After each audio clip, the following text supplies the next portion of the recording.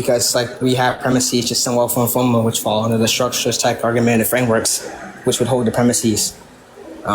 So I mean, you would have have a premise, right? So actually, P1 for why he's if a character demonstrably reacts to a phenomenon whose operations is independently of in the ordinary space-time, then the feat that we're talking about may license scaling beyond conventional temporal reaction speeds. That's what I was talking about when it comes to specifically the speed force. And then we can say that Batman has a feat in which he reacts to speed force lightning, right? And within the interpretation that I'm defending, the relevant speed force phenomenon is taken to operate beyond ordinary spacetime. So therefore, Batman's reaction speed can be interpreted as immeasurable. Is that P1? That was the argument, bitch. Oh, that was the entire argument. Oh, okay. Yeah, and what inference rule is the argument used? What inference rule is the argument using? Yeah, man. So when you ask, what was that? A laugh. What's the inference rule? Just mode exponents. Okay. How is that mode exponents? Because I can say if reacting to a phenomenon that operates beyond ordinary space-time licenses a measurable speed, then a character who reacts to that phenomenon has a measurable reaction speed. Batman reacts to that phenomenon, Batman has a measurable speed. Mm-hmm. Yeah, man. So what's the justification for the first premise? Or presumably the sound argument in favor for the first premise? You just asked for P1 because the English you're saying is really hard to understand. The P1 is just if a character successfully reacts. I'm not asking for P1. I'm asking for the sound argument. Yeah, you asked. No. You asked about P1. The justification is the scaling principle I'm adopting. What's the sound argument for P1? Like, what? Okay, you gotta like. Can this nigga get a mute? Listen, the justification is the scaling principle I'm adopting. So if a character successfully reacts to the phenomenon that I'm talking about, whose operation is independent of ordinary spacetime, then the reaction licenses immeasurable reaction speed. That's the bridge that I'm talking about. Now, if you reject that bridge, can you cash out what you're rejecting? The governing rule says that interaction with such a phenomenon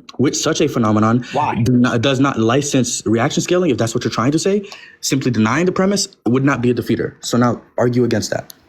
Mm-hmm. Interesting. Yeah, because considering that there is no refutable argument in favor for the first premise, I can just charge you some pseudo-saying. So what are you saying? What are you saying? Can you like speak English? I'll just say, what are you saying there? Can you repeat yourself? Given that there is no irrefutable argument in favor for the first premise, I can just charge you as some pseudo-sentient animal person utilizing a series of arbitrary, irrational, emotional states in response to nebulous internal stimuli.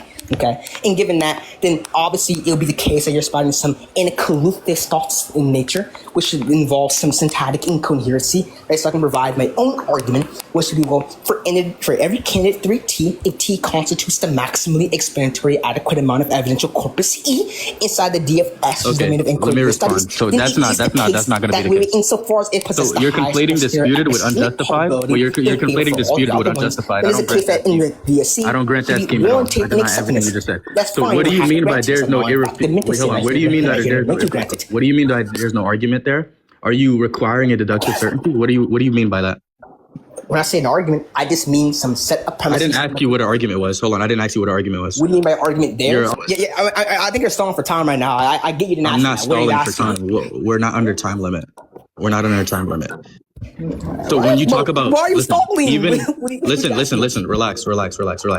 So even if, are you like, okay? So even if, like, let's say you jumped into irrational emotional states, and you're talking about incoherent thoughts or syntactic incoherency. I don't give a fuck about that. That doesn't engage with the premise that I'm talking about. They don't undercut the bridge that I made, and you have to rebuke the feat or undermine the inference that I gave. These things that you're giving me are inferentially empty with no respect to the current dispute. Now you literally pivot to, for every candidate T, if T constitutes the maximally explanatory adequate or whatever the fuck you're saying, you can stop right there because I don't give a fuck. Can you cash that out? TFL. We mean by cash out. So when I say cash out, we can just be in reference to, like, when I say cash out, we're saying, when you say there's no what was the word? Irrefutable? What was the word? Irrefutable? Irrefragable, right? What's wrong with you? Are you okay? This is fine, bro. He's geeked out, bro. Why are we stalling for time, bro? My bad, I got a phone call. Listen, when you say, what's wrong with you? I'm asking you to explicate your standards. What do you ask me to explicate exactly? My fault. I'm asking you just asked me what cash out mean. I'm asking you to explicate your standards. Okay. And what does explicate mean? When I say cash out, I'm just saying state the rule that you're relying on, right? Instead of just asserting that. I don't want you to just assert it. What is a rule? Okay, a rule, we can just be talking about a principle that licenses your inference or objection. So you're telling us in real life this is my inference or objection. Now, I mean, I can just have some abductive argument, right? So presumably you talk about an inference. Actually, wait, what do you mean by inference, actually? When we're talking about an inference, it's just a licensed transition, like say, we can say from one proposition to a set of propositions or another proposition. So if you're saying your first premise is whatever the fuck, then you can move to therefore it isn't justified or something like that. Yeah, and now we go back to initially. So what are you asking me to cash out that I understand everything you're saying? What? Now that I understand, we got the semantic underpinnings, what you're saying. What are you asking me to cash out exactly? Just be very clear. So I'm asking you to cash out the transition in your objection. What transition? What? When you said my premise is whatever the fuck about, I didn't say your premise is irrefutable. No one said that. You said the argument was irrefutable. You said there was no irrefutable argument, right? Yeah, I didn't say the premise. An argument is inferential. A premise can be cash that out. Huh? Okay, so the reason why the argument is not going to be irrefutable is because, well, one. And what does irrefutable mean? Incapable of being disproved. The argument is disproved or confuted, etc. Irrefutable. Okay. You said there's no what? It's impossible to be. No. I didn't say impossible. You said earlier. You said I had no irrefutable argument. What does that mean? I just told you. No. Earlier, what did you say verbatim? There's no irrefutable argument in favor for the given proposition. There's no irrefutable. What is this like? Are you going to ChatGPT? What's going on? But like, I'm not using ChatGPT. Are you stupid? Irrefutable argument. I'm just typing down what you're saying because you actually sound like a fucking idiot. Nobody can understand you. So there's no irrefutable argument. No, you're not. There's no irrefutable argument for what? Yeah. What do you continue with? Yeah, man. So there is no irrefutable argument in favor for what you're saying. In favor? Again, that there is no irrefutable argument in favor for what you're saying. To be charged as some pseudo-sentient animal person utilizing a series of arbitrary rational emotional states in response to another internal stimuli. And I responded with my own critique to your own position, which are telling me to basically undermine or confute the first premise. Which the confutation of the first premise. What did you say there? Wait, hold on. What did you say there? 3T of T constitutes the maximally explanatory adequate account of every virtual corporate scheme. You have to repeat yourself. Inside a DFS, you said pseudo-sentient what? Right, or domain of inquiry. You said pseudo-sentient what? Insofar as it possesses the highest posterior epistemic probability. What? But out of all pseudo-sentient what? Pseudo-sentient what? Is rationally warranted in accepting and committing to their. Why is this nigga refusing to engage? Why are you refusing to engage? What is wrong with this nigga? Are you embarrassed? What is wrong with this? If there's anything I didn't respond to, I didn't respond to. Why are you refusing to engage? Disregarded by my own ethical framework. What did you say? What was the last thing you said? Somebody came in. Just know I'm not repeating myself. I already gave the argument. Regardless, I don't grant the characterization and I reject the standard you're imposing. Okay, that's going to be non-factive, which is going to be... It's going to be non-factive? Yeah, non-factive mental states, which are going to non-factive mental state? Yeah. Which are that's it? Yeah, they're non-factive mental states and given a non-factive mental state. I deny that. What do you even mean by a non-factive mental state? What do you mean by what? A non-factive mental state? Are you asking me what I mean by non-factive mental state? Because if you are, then what I mean by a non-factive mental state, well, let's break it down. Non just means the negation or the absence of, or not, simple. What's called factive would just be a more proper saying to a fact or truth.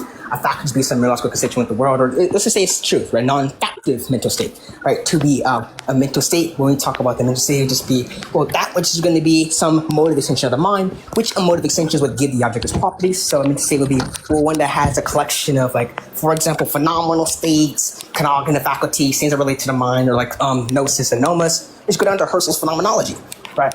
Which we have things like the object of thought and the act of thinking, right? So to put it together, there is no, given that it is the absence of having some truth act statements, or well, not truth act, some necessarily truth entailing statements, right? That would actually adhere to the world, right? And it's going to all be contingent or stipulated or abide by some control of the mind. So what's the response, sir? Okay. So the response essentially is when you say, you mentioned phenomenology, right? Just to confirm. Yeah, Husserl's phenomenology. Okay, so I don't grant the entire characterization because I think you've given me a definition of non-factive mental state, but you really haven't shown that my claim instantiates it. That's the bridge I want you to license. Actually, are you saying that my argument is the act of imagining, believing, or supposing, or entertaining? Like, which non-factive attitude are you like attributing to me specifically? I'm gonna tell you, there's no epistemic operator. That's why the operator. There's no epistemic operator. Yeah, well, it's like, well, that's this. So basically, when you say I deny, well, let's say we have I know, right? If you say I know, I remember, it is true that then we have some factive mental state, because well, then the statements there in the words. But you're moving from a taxonomy of mental states. No, you're moving from a taxonomy of mental states to the application without justifying the application. Can you justify the application? That's already question begging because you're already building it into the classification. So what criterion are you using to classify my premise as non-factive? As a non-factive mental state, and rather than an evidential or inferential claim. Until you can answer that, then there's no provided definition. It's non-factive until opposite truth, right? And if there's anything when I had you made that I didn't respond to, then I'll just dismiss it via my dialectical theory. Good fun. You didn't respond to what I said. I already denied that. Are you stupid? You're conflating epistemic operators or whatever the fuck you said with the content of my argument. I never said I know or is true that or adopted any factive mental operator. So you just think it doesn't engage with my position. No, that's the point. What proposition did I assert that contains a factive operator? None. That's the issue. Okay, if there isn't one, then the entire analysis is misdirected, though. You are stupid. Listen, so I'm saying it is a non-factive mental state, and given it's a non-factive mental state, we should accept it. You say, oh, whatever. Yeah, I'm saying there isn't one. That's the issue. There isn't one. Are you okay? Ooh, that doesn't follow. I deny both. Listen, you didn't understand that. Listen. If you were hearing me, I deny both the classification and the inference. Even if I granted this, for the sake of argument, that it's like, let's say we have a non-factive mental state. Why should that entail rejection? What's the sound argument for the denial? What's the sound argument for the denial? Yeah, man. I said even if I granted it for the sake of the argument. Can you respond to my question? What was your question, man? I'm not repeating it. Okay. Well, one of your questions is going to be dismissed. Why? Because I didn't hear it, so it's going to be dismissed. Like, can you cash that out? Well, the reason why me not hearing it means it should be dismissed is going to be, well, one, because subjectivism is true, or some radical subjectivism is true, which would be radical means it's going to be like my own. Subjectivism is true. Yeah, my radical subjectivism is true. Your radical subjectivism? Yeah, man. So some neo-subjectivism. Yeah, okay. And so given that, so I deny that. I'm not committed to your conditional. That's fine. You can just not. Are you asking me to grant your characterization? What? What do you mean by characterization? That's the entire idea. But you're not justifying it. I don't grant it at all. If you want me to accept this is a non-factive mental state, this is what you're trying to. I can explain what characterization is. But if you want me to accept this is a non-factive mental state, that's the sentence, right? This is a non-factive mental state. I think that you bear the burden of proving the classification. Can you prove that classification? What do you mean by classification, bro? What? When we're saying characterization, you can have an example. Like essentially, when I say, your claim is just no. When you say that my claim is a non-factive mental state, that would be a characterization. I'm just saying that the position. I don't want an example. I want semantic. I want useful. I want informational clarity.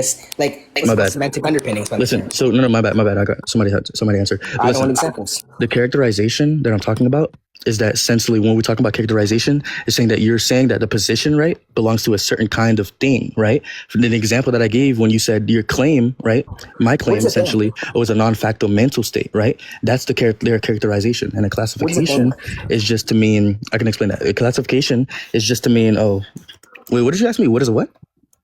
What is a thing? What? What is a thing? Okay, no, I got you. That's fine.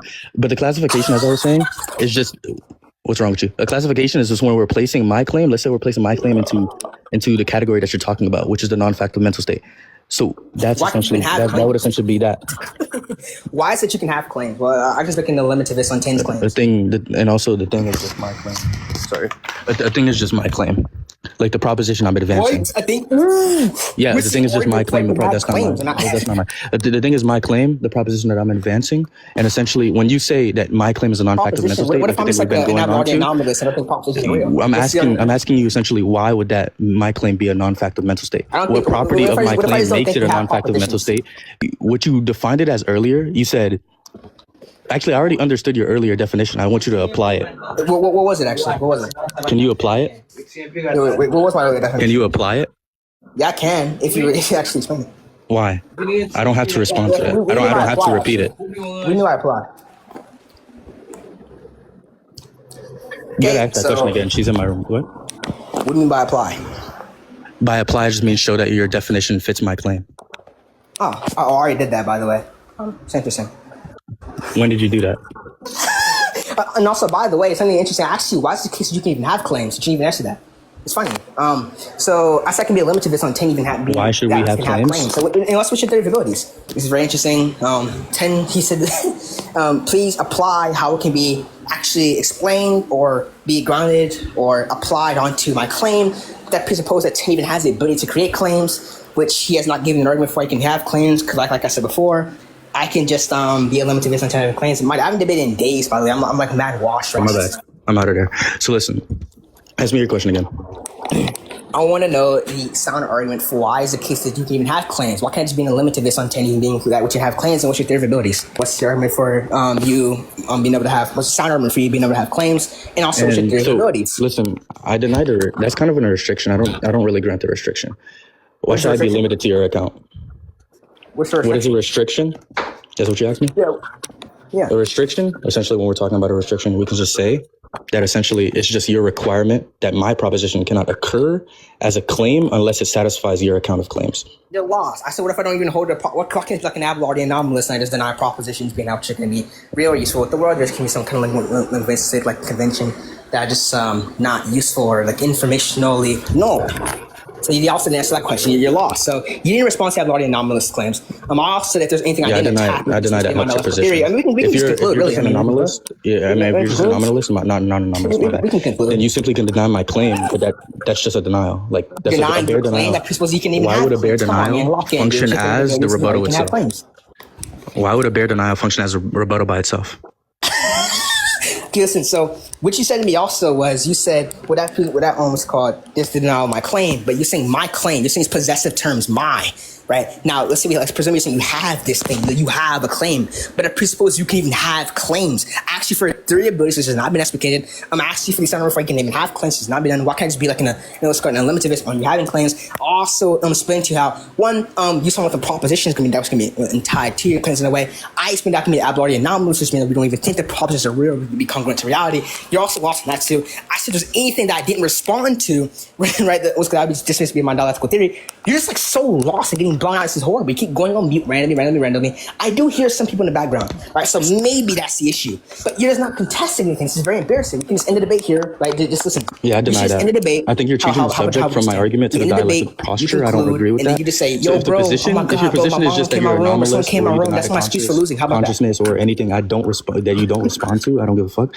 I don't grant the procedural rule that you're giving here. That's fine. You cannot grant it. I don't grant the procedural rule. Why should your personal dialect govern the debate? Interesting. So given the pentapartition neurosophist theoretical commitments. Given the what? Given the pentapartition what? Yeah, the pentapartition neurosophist theoretical commitments, they're going to be that which given the entail pentapartition the truthness or like the coherency or these things are going to be congruent to my system of affairs. And also it's going to be motivated given I'm a subjectivist, right? It's fine. Why my rules should actually govern the debate, right? And given I'm subjectivist, I'm a radical subjectivist to be exact. The justification for that is going to be, one best subjectivist is that, for some proposition P in domain D, right? The truth of the proposition or the motivated reasons or the entailment or why the proposition is going to be output as true or it's entirely coherent.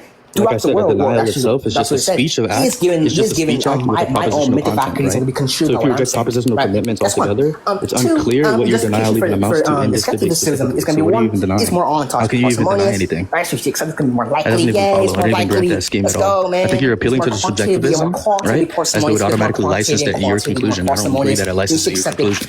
You literally says, given that you're a subjectivist or whatever, given that is subjectivism or whatever, why does subjectivism entail your dialectical rule? Why does that entail your dialectical rule? Also, given the fact that why does that entail your dialectical rule? What notion of truth are you even invoking? And if you're subjectivist, what grounds of truth? And what is the criterion of adequacy?